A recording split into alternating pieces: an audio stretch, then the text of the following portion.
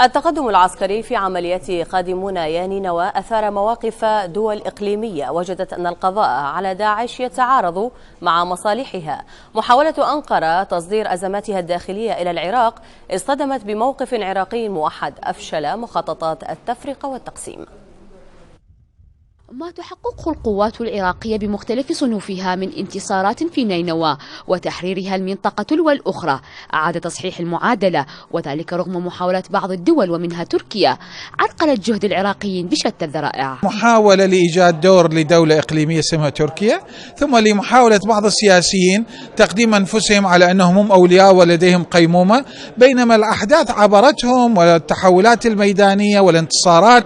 نحن قاب قوسين أودنا من الساحل الأيمني وسننهي الساحل الأيسر.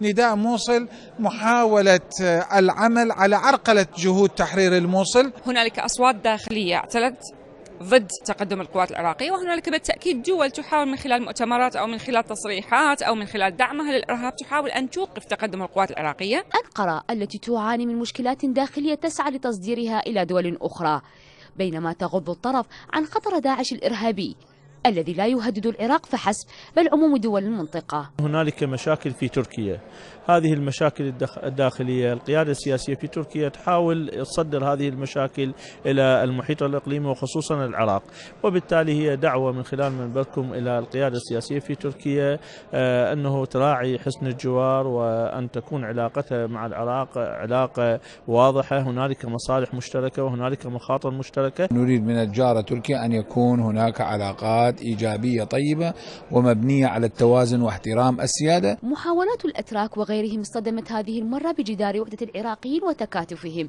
من أجل تحرير أرضهم من دون أي تدخلات أو ضغوطات خارجية.